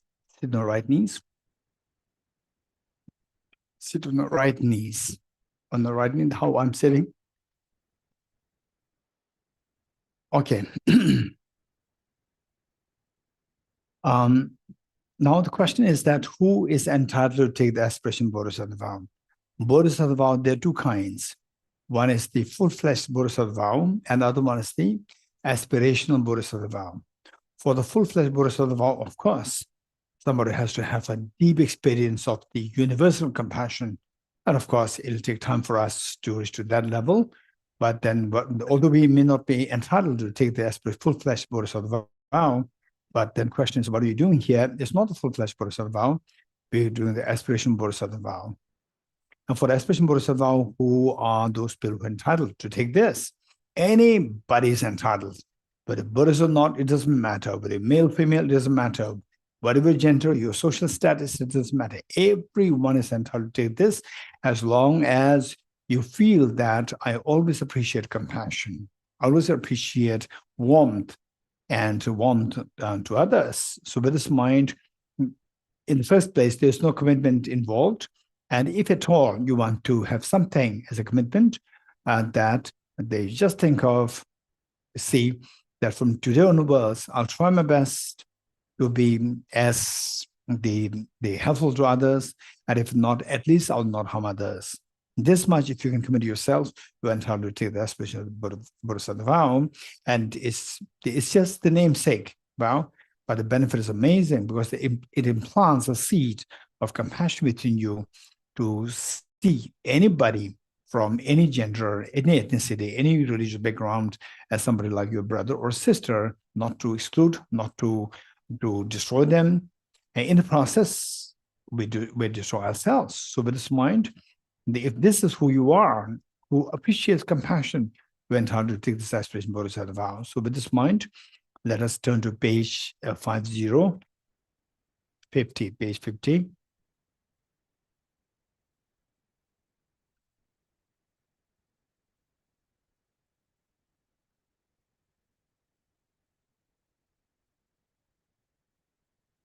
Okay, I'm going to quickly explain this verse because that what you're doing is the extremely important thing, and perhaps more sensible people will see that this is what we're doing today.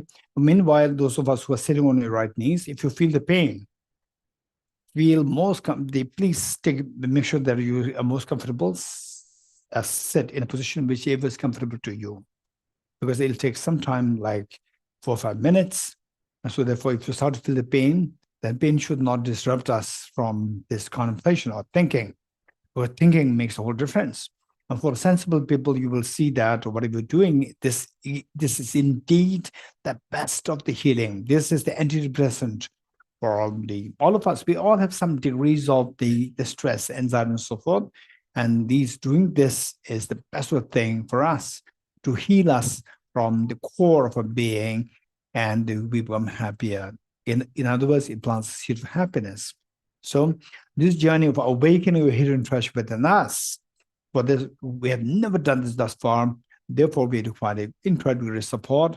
And the greatest support that we can think of are the Triple Gem. So it says, first line says, I go for a few to Triple Gem, Buddha, Dhamma, and Sangha.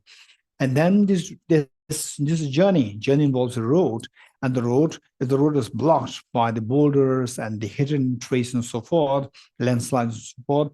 Then again, you cannot undertake a journey. This road is none. Your own mind is a mental journey, your mind, and this mind should be freed of the negativity such as anger, jealousy, negative comments, so forth. And the best way by which to remove them to the best you can is confessing the negativities individually. Second line says, I confess the negativities individually. Now the road is clear.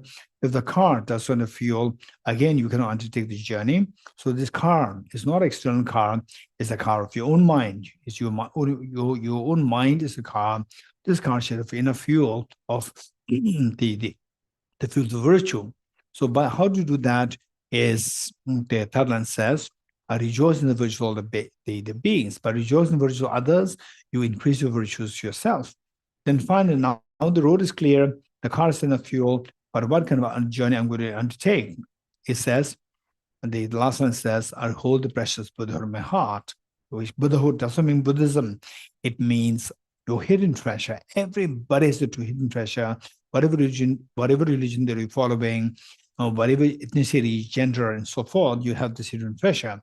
That Buddhahood is a Sanskrit word. Buddha is a Sanskrit word. It means awakening your hidden treasure. Okay, with this mind, let's recite this line, this verse 3 times together wholeheartedly. I go for refuge to the Triple Gem. I confess the negativities individually.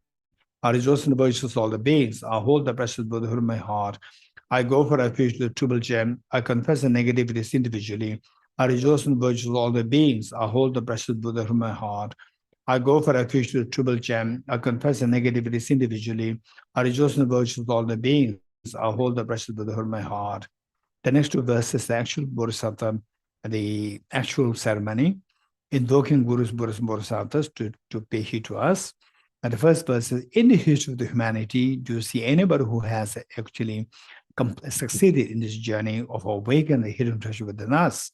And yes, there are many of them, one of which is 2,580 years ago, there was Prince Siddhartha, and who succeeded in this journey.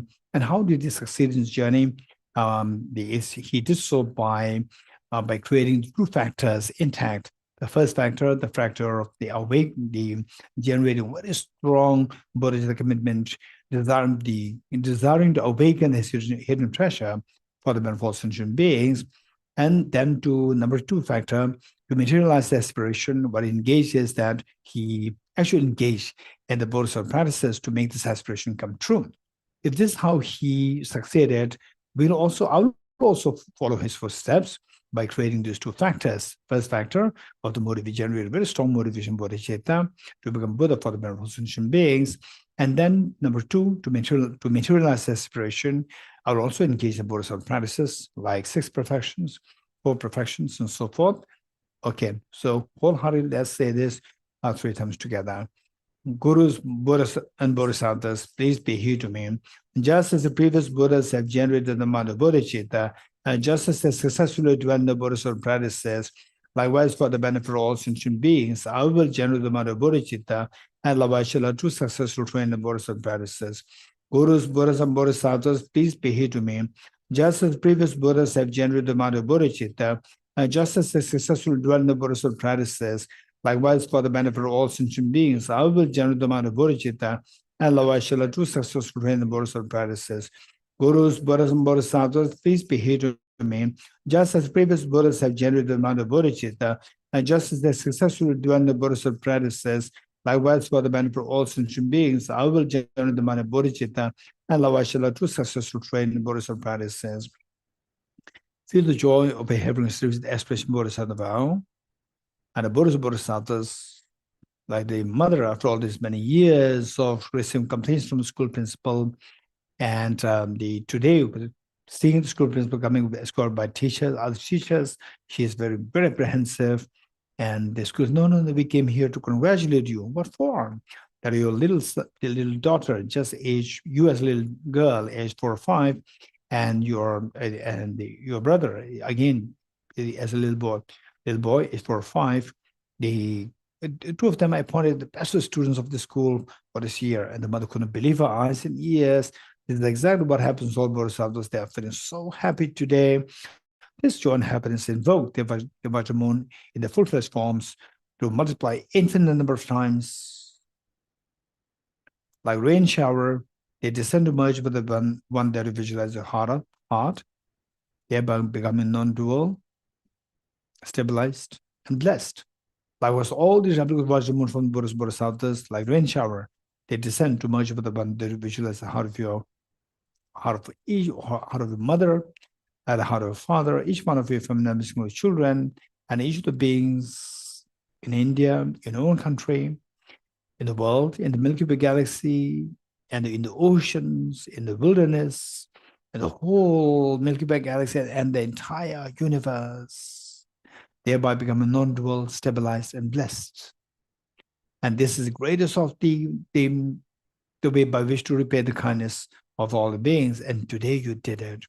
And also all the offerings that you can make to Buddhist Bodhisattvas, the Buddha made it very clear, one moment of generating compassion far excels the offerings of the whole universe filled with gems like gold, diamonds, so forth, and offered all Bodhisattvas.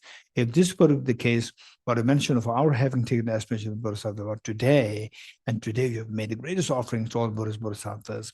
And from with your life, there's nothing greater meaning than this. And today you have given such a meaning by implanting the seed of happiness, a genuine happiness within you.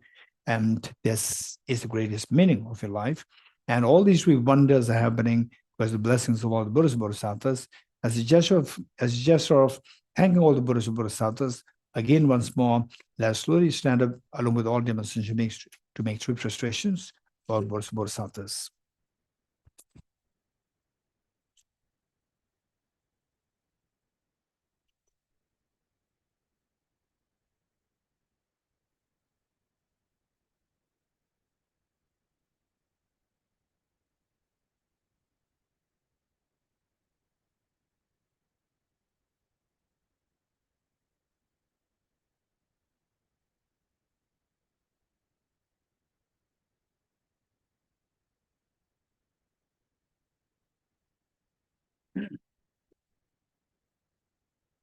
Okay, please take your seats.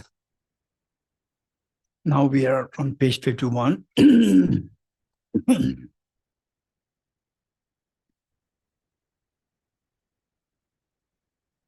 Page 51.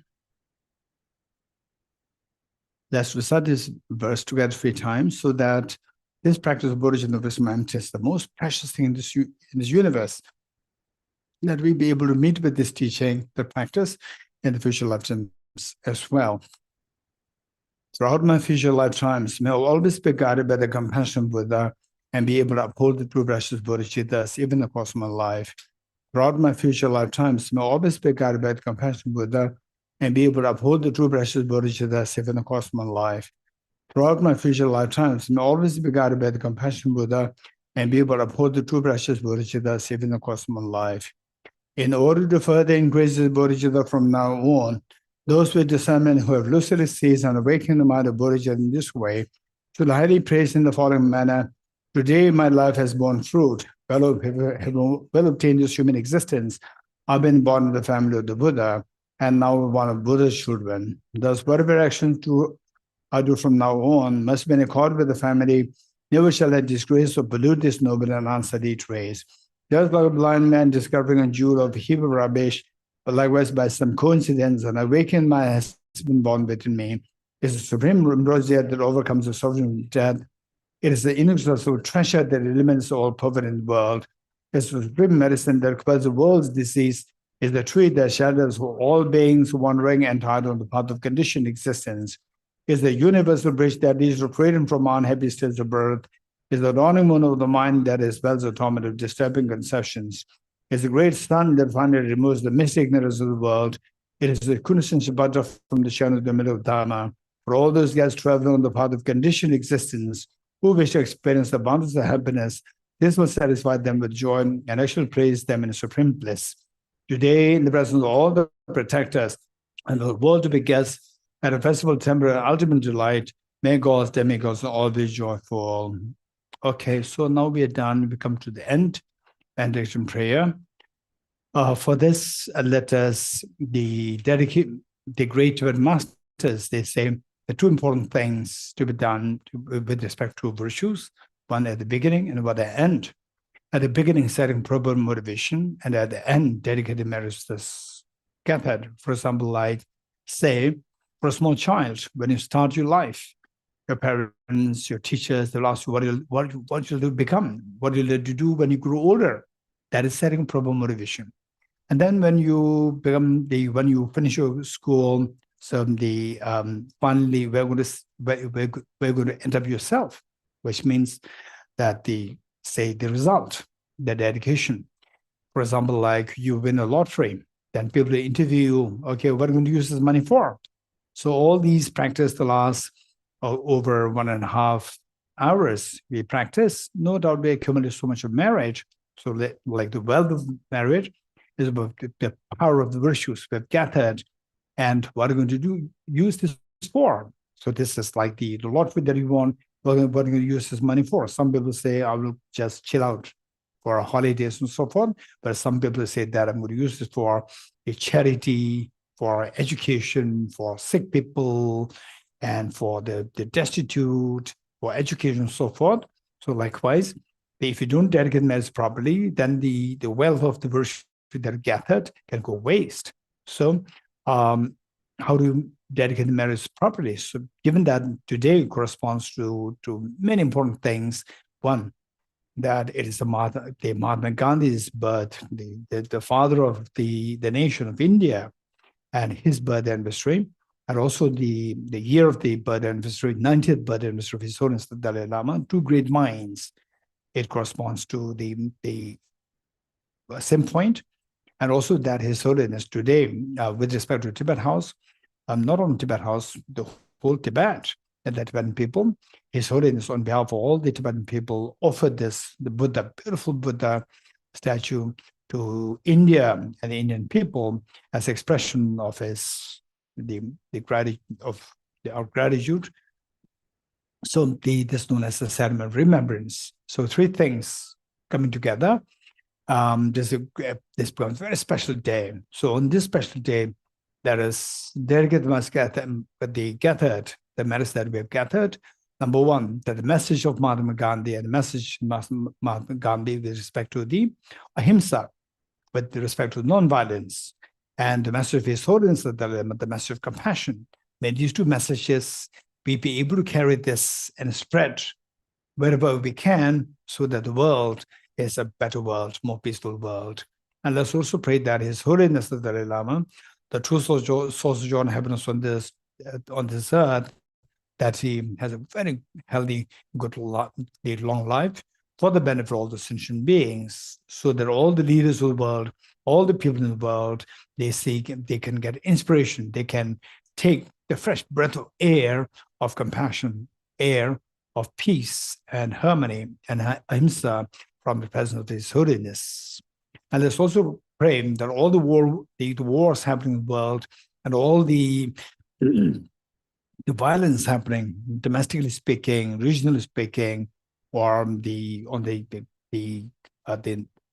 global level, may all this violence come to an end as soon as possible, that every citizen of the world, they can take a fresh breath of air of peace and happiness. And also let's pray that the teaching of His Holiness's teaching of universal compassion, universal ethics, and today taking the shape of what is known as sea learning, social, emotional learning, social, emotional, ethical learning. May this the vision of His Holiness and the championed by His Holiness, and that and taken to the application by the Emory University, already spreading everywhere in the world, from the education institutes to the individuals, to the national level and so forth. So let us pray that it spreads far and wide. So in the future, after 50 years, after 100 years, the generation who come as a product of this program, when they leave the world is going to be very, very peaceful world. Everybody can feel the oneness of the whole world. So let's pray for that. And then the teaching of compassion, based on the common sense of the interdependence ones and others, may these two teachings flourish in the minds of all the demonstration beings. So with this in mind, let us turn to page 52. I dedicate, and also that, yes, the people associate them, so many people, they're hospitalized, they're in hospitals, and they have the sickness, illness, terminal illness, and so forth.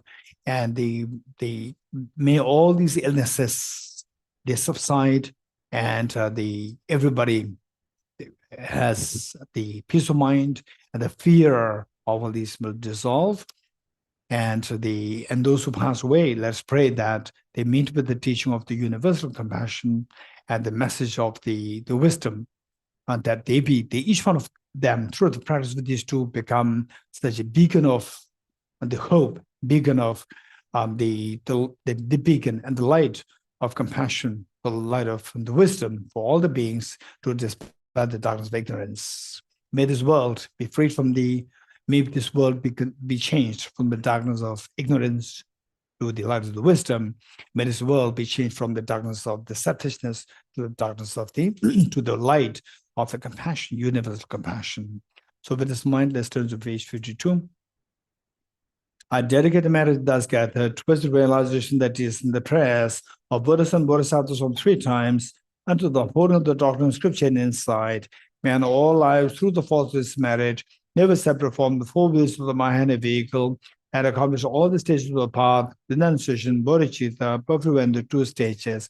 From my 2 collections, vast space that I've amassed, from working without but this practice for a great length of time, may I become chief leading Buddha for all those whose minds, space, eyes is blind with ignorance. Okay, thank you. All of you, both offline, online participants, thank you. And let us recite more of the Bodhisattva mantra. And today, and we have now, I hand over the stage to our program coordinator, 2 program coordinators, Kungala and Pembadunla. Kungala.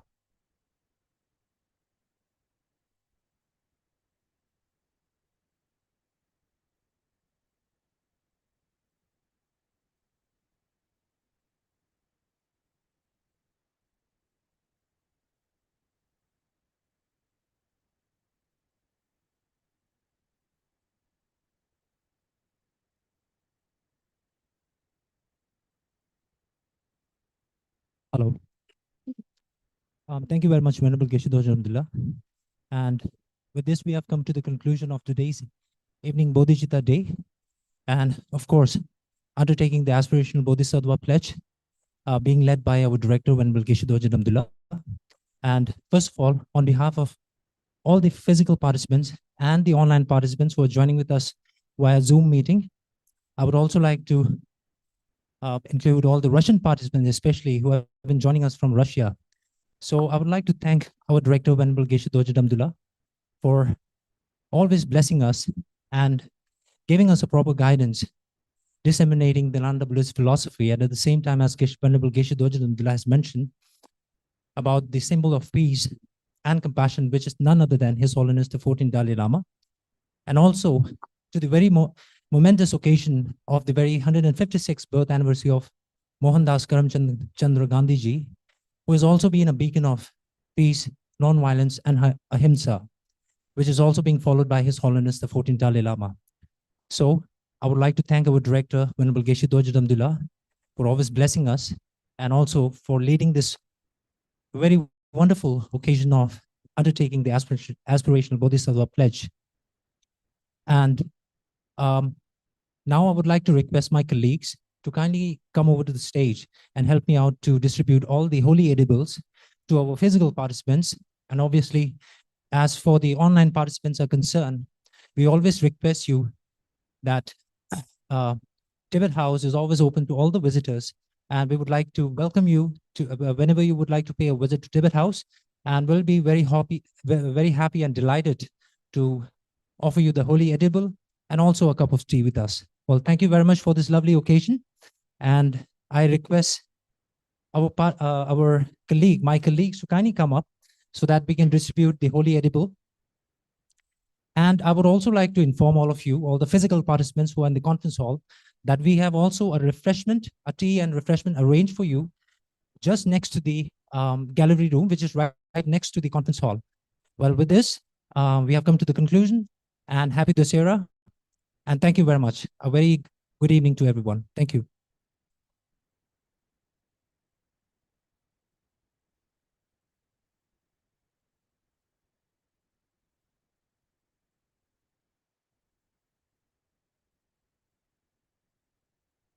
And last but not least, we would like to conclude this session by offering 3 prostrations along with Venerable Geshe Dorji Damdul to all the Bodhisattvas and Lord Buddha himself. Thank you.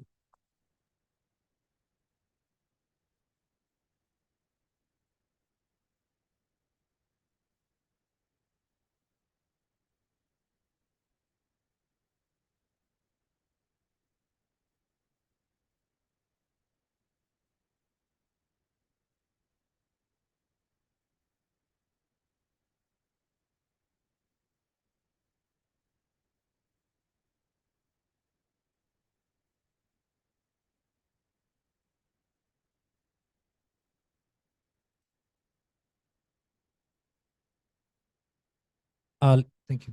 Ladies and gentlemen, I request all of you to kindly go to the gallery room as we are going to have tea and refreshment served. Thank you. Vichanang Kishla. Thank you, Kungala. And all Thank the you, Tibet House Kishara. team. Thank you, Thank you, Tibet all House. dear Thank you to Dharma everyone. friends. Thank you, Thank you, everyone. Geshe-la. Thank Tibet you, first, Tibet Thank you, House. everyone. Thank you, dear Dharma friends. Thank you, everyone. Tibet House.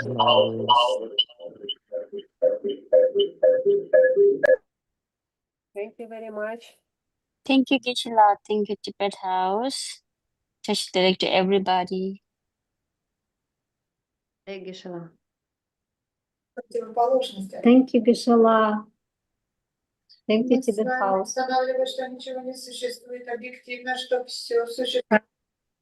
Thank you, Geshe-la. Thank you, Tibet House team.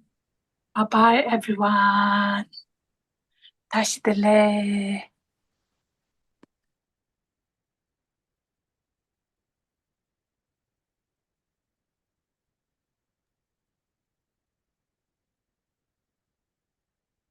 Geshe-la. Thank you, Tibet House team.